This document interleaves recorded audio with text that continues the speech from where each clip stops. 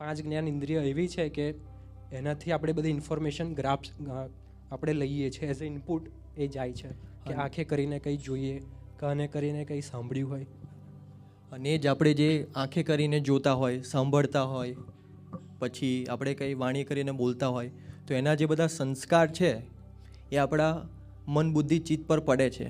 એને લઈને આપણું મન બુદ્ધિ ચિત્ત એ રીતે રિએક્ટ કરે છે.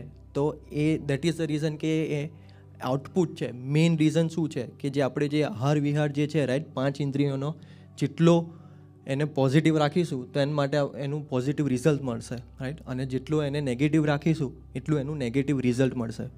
તો ખાલી એક નાની વાર્તા જેવું છે જે આપણે થર્સડેની સભા એવીડીમાં હતું તો એમાં એ વાર્તા કહી હતી.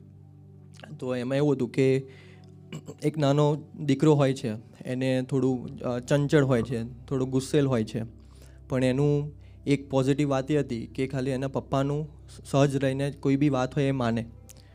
તો પછી એને ગુસ્સો આવતો હતો, તો પછી એના પપ્પાને કોઈ સોલ્યુશન લાગ્યું નહીં, તો એના પપ્પા ગયા એમના કોઈ ફ્રેન્ડ હશે, ફ્રેન્ડને પૂછ્યું કે આનું કંઈ શું કરી શકાય. તો પછી એમણે કીધું કે XYZ સોલ્યુશન છે. તો પછી એ પપ્પાએ એના છોકરાને કીધું કે બેટા એક કામ કરીશ. તો છોકરો જેમ કીધું કે પપ્પાનું બધું માને, તો હા પપ્પા કરીશ કે. તો એના પપ્પાએ આજ્ઞા એવી કરી એને કે દરરોજ સવારે તારે જવાનું કૂએ, ગામના કૂએ, અને ત્યાંથી પાણી ભરવાનું. પણ ખાલી પાણી એકલું નહીં ભરવાનું, ત્યાં આગળ કંઈ બી વાત થતી હોય, આપણે જ્યારે જોઈએ કે ગામમાં કે કોઈ બી પ્રકારના માણસો હોય, કોઈ બી એલફેલ વાતો ત્યાં થતી હોય, તો કે કશું મેટર નહીં કરતું, ખાલી પાણી ભરવાનું અને વાત સાંભળવાની. તો છોકરાએ એવું 5-6 દિવસ એને ફોલો કર્યું, અને પછી 5-6 દિવસ પછી એને ખુદ એને એનાલાઇઝ કર્યું કે જે દિવસે હું ખોટી વસ્તુ સાંભળું છું, નેગેટિવ વસ્તુ સાંભળું છું, એ દિવસે એને ગુસ્સો બી ડબલ આવે છે રાઈટ.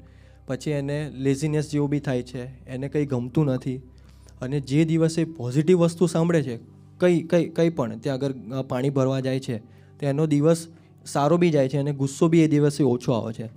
તો જેમ વાત કરી રાઈટ સચિનભાઈ, કે જે આપણા જે 5 સેન્સીસ છે, જેટલો એનો આહાર વિહાર આપણે પોઝિટિવ રાખશું એટલો જ એનો પોઝિટિવ ઇમ્પેક્ટ પડશે રાઈટ.